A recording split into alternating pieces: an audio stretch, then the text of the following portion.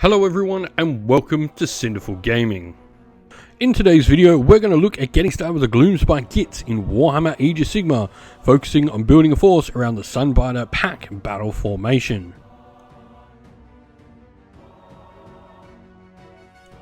Today's video is sponsored by Gap Games, a fantastic miniature wargaming store in Queensland, Australia. They stock a wide variety of miniature wargames from all things Games Workshop to some of my personal favourites, Conquest of the Last Argument of Kings, and all things Modifius wargames as well. Use our affiliate code in the link below to help support both this fantastic store and the channel as well. And so to start off with, we're going to go with the biggest of all the Git mob grots, and that is Drog's the Sunchomper.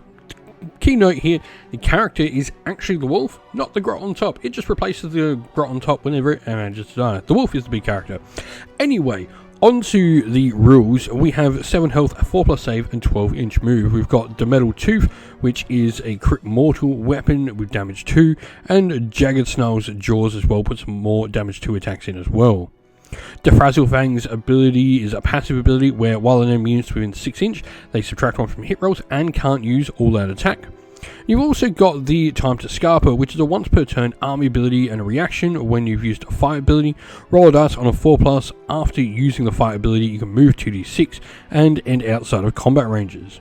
Rip 'em to Bits is another once per turn army ability reaction where you declared a fight ability for this unit, and you can pick a friendly Git mob unit that's not used a fight ability this turn as within this unit's combat range to be the target. The target that can be picked can use a fight ability immediately after the fight ability used by this unit has been finished, so you can get someone to sort of fight right after your named character. Now this is a unique unit, and what that means is that only one of this model at all can be included in your force. Next up we have the Fragitate Shaman on Warwheeler. This is a war machine hero. It's mounted atop a chariot and is going to provide you with some magical power as it's a Wizard 1 character. What's really cool too is its Gimme All Delight ability means friendly Git mob units that are not Fragitate Shamans on Warwheelers cannot be targeted by shooting attacks while they're wholly within 6 inch of this unit. And you have the Frazzle Mist ability you can use during your shooting phase to pick 3 visible enemy units within 9 inch, roll a d3 and inflict some mortal damage on them as well. Other than that, this is a fairly fast unit with 12-inch move. It's got 9 health and a 4+ save, so for a grot hero, fairly survivable all things considered. Moving on into units, we then have the Snowfang Cavalry. This is the Grot Cavalry on wolves with 2 riders. They have their pointed skewers which are charged +1 damage, so do damage 2 on the charge, and the giant Snowfang's jaws do this damage 2 already.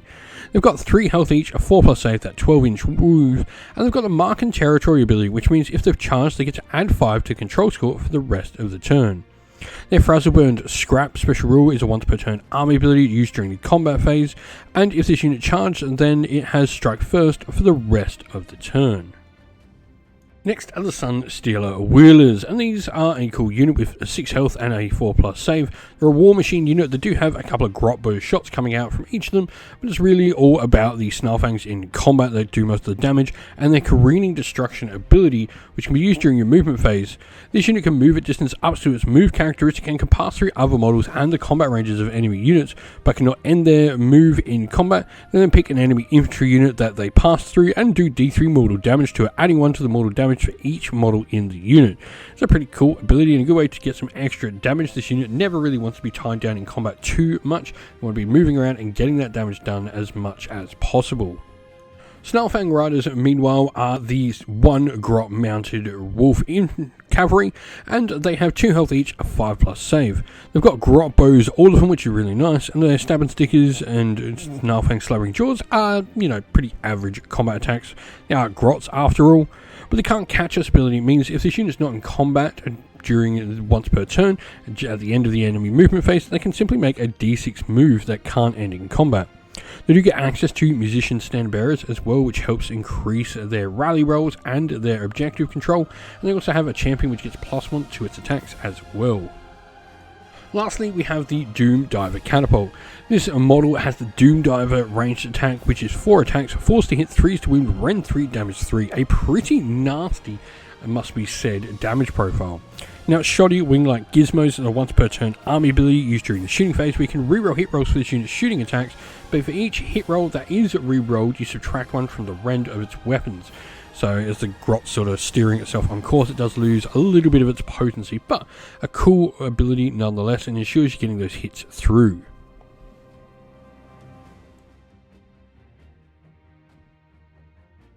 And so our Sunbiter pack battle formation gives us the special rule Extra Snappy. This once per turn army ability can be used during any combat phase, and we pick 3 friendly Git Mob units that charge to turn to be the targets, and we add one to the Ren characteristic of their companion weapons. This might not seem that great companions, but the companions are the ones that do the weapons. The wolves are far more likely to do damage than the Grots on top of them. Our first regiment then has Drogs the Sunchomper as our general leading it, and for units inside we then have a Doomdiver Catapult, a Snowfang Riders unit, a Grot Cavalry unit that's been reinforced, and a unit of Sunstealer Wheelers. While our second regiment then has our Fragitate Shaman on War Wheeler with the heroic trait Loon Touch to help increase its magic, and the artifact power of the Clamid Cow to give it some protection as well with a -1 to hit. We hope this video was helpful in getting you started with Warhammer Age of Sigmar, and it was able to give you some ideas and inspiration to start your own force in the game.